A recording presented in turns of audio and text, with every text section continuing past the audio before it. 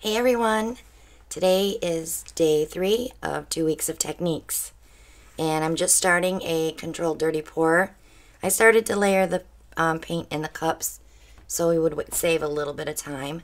This is a 14 by 18 canvas, and we're just going to do 4 cups controlling the dirty pour itself. If you're using cups of paints instead of the bottles, you'll be able to layer by shaking your cup back and forth. That's one thing that I found is best for doing dirty pours, is to layer the paint in your cup instead of pouring it and letting it intermix. So I had already put in the sand, the caramel, and the terracotta, and now I'm going to put a little bit of black in.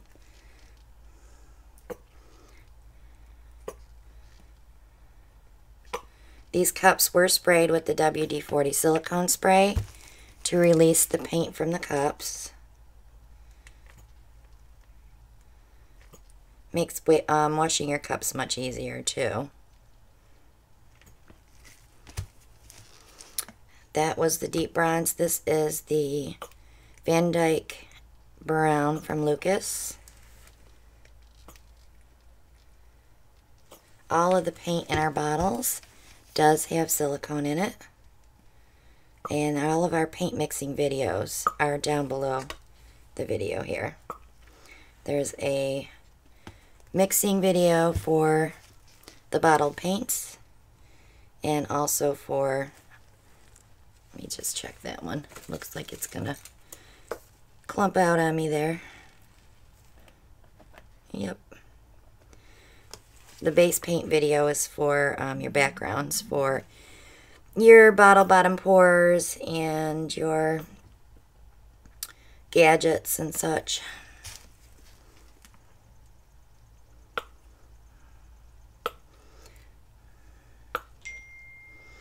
Time for a major overhaul of our, I'm going to put a little black between that, of our paint bottles. It's time to refresh them all.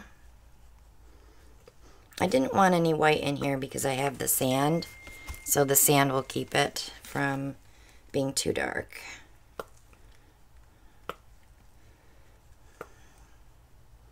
The Lucas paints can be found at Jerry's Artorama, as well as the Soho and the Creative Inspirations that we use on our channel. They do carry some Grumbacher. I don't think they have all the colors, but they do have quite a few.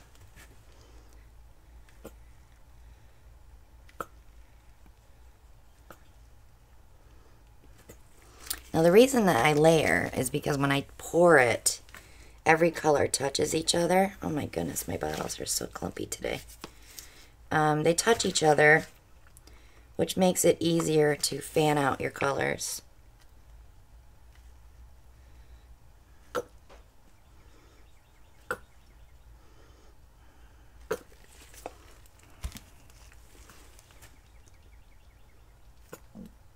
And I definitely love the metallics next to the black.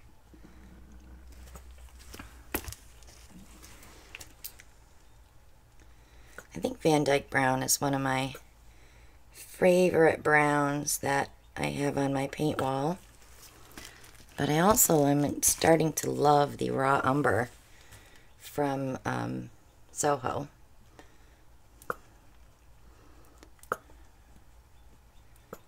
So you'll be seeing that in more paintings, I think. And of course the Peridot has been a big hit with our channel too.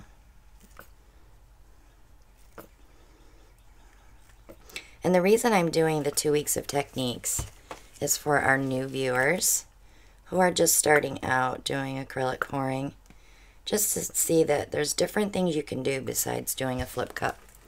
The last part of our series will probably have more than 14 techniques, but the last part of our series will be just your basic flip cup and ring pour.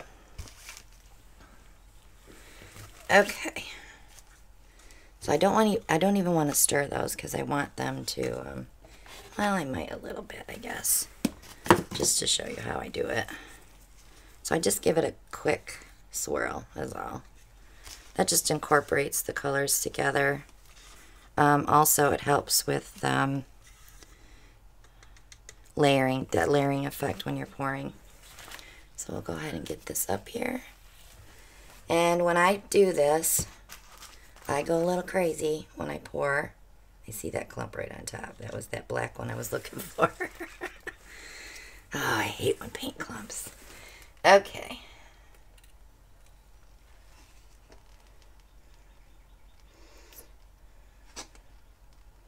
Now, when you're doing these, you can do them in lines. Alan likes to do what he calls a crazy 8. He gets some great effects from doing that. The WD-40 in your cup releases all that paint and makes it so much nicer when you're looking for that bottom of that color.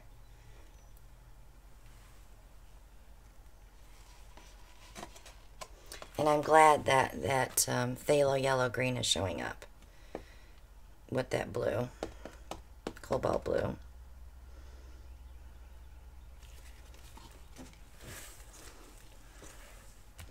Now, third cup is starting to place.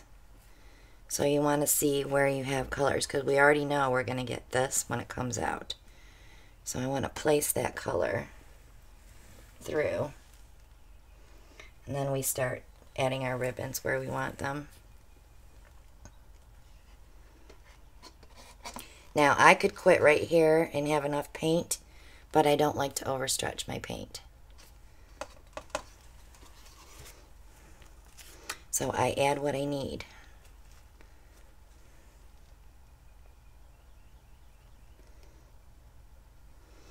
And a lot of this on this cup will be our edging, so we know that we can pour off.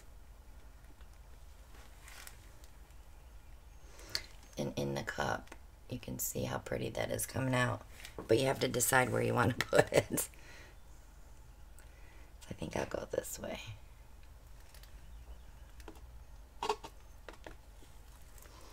Alright. Let me give it a quick torch.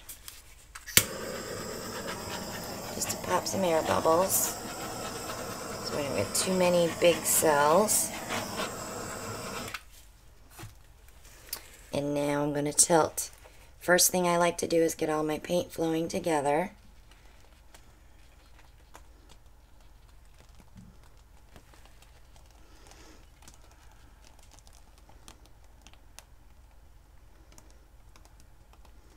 Okay, and then I'm going to start heading to corners.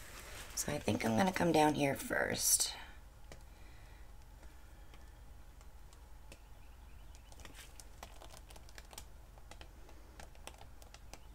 And get that paint right back to the middle. Touch my edge. And I'm going to come over here.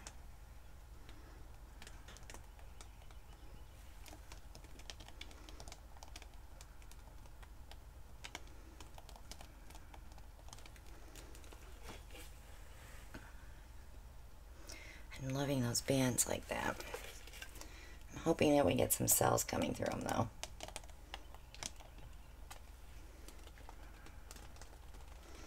And I didn't want to lose that black at the bottom, so I saved it.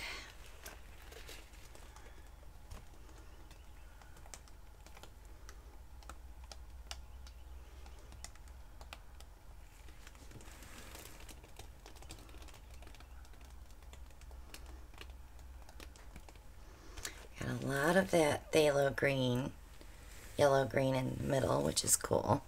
That'll dry a lot darker. It's just very bright right now. Alright, let me move this down just a little bit. And then bring it back. I'm doing a hard tilt right now. I want to take a little bit of that brown off there. Okay.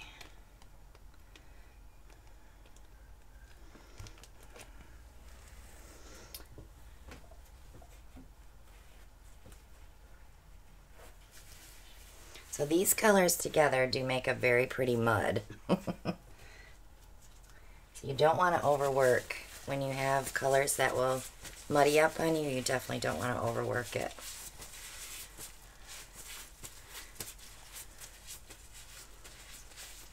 I like adding the brown in because it'll counteract any muddiness and make it look like it's supposed to be there.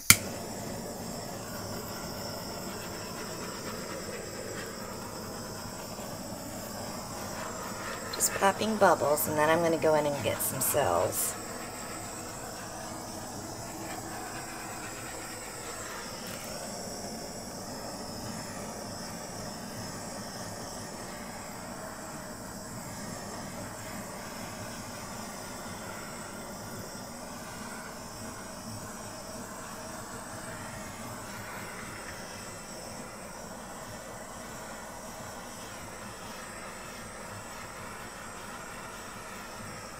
Now the bronze sitting on top of here worked out perfect because a lot of times you lose your metallics. If you place them in the cup correctly, if you're putting them on something that's opaque, the Van Dyke brown I believe is opaque. If not, it's a semi-transparent. I didn't look at the bottle. If you put them on a heavier color, when you layer them in the cup, when you pour it out, they'll set right on top of that opaqueness.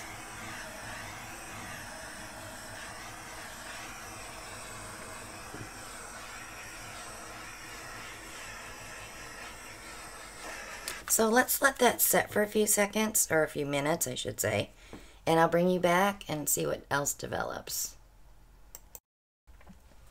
Okay, and I'm back. Did get a lot of cells coming up through. I'm going to give it one more little final torch just to see if anything else wants to come up.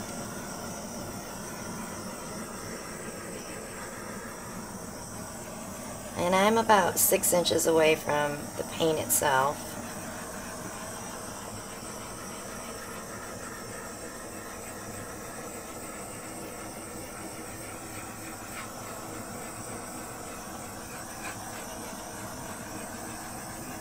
So we have that little white blotch there, but it's slowly sinking right through here. I'm not sure what's setting on top of that. I think the terracotta might have mixed with the sand and it given us that color, but I really like it. So subscribe while you're here, if you haven't already. Click on that bell and you'll be notified when I upload the next video. Click like and share and leave a comment. Join us on our Facebook group, the Parage Posse.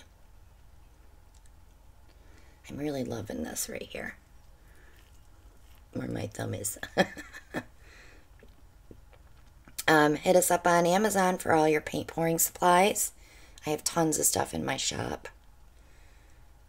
If you're interested in purchasing paintings, check out our Etsy shop. If you want to donate to the channel, that link is below.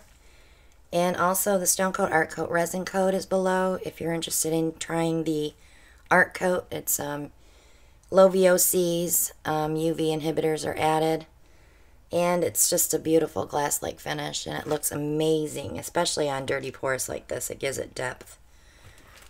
And our fan mail box is there if you want to send us a gadget to play with. We're more than game. And join us every Monday night. We are live at 9 p.m. Eastern Time, and we film to about 11:30.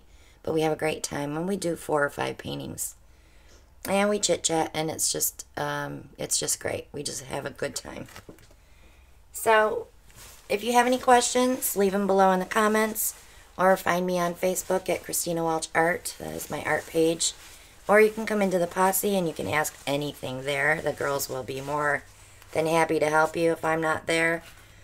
And have yourselves a great day, and stay tuned for the next installment of 2 weeks of techniques. Bye now.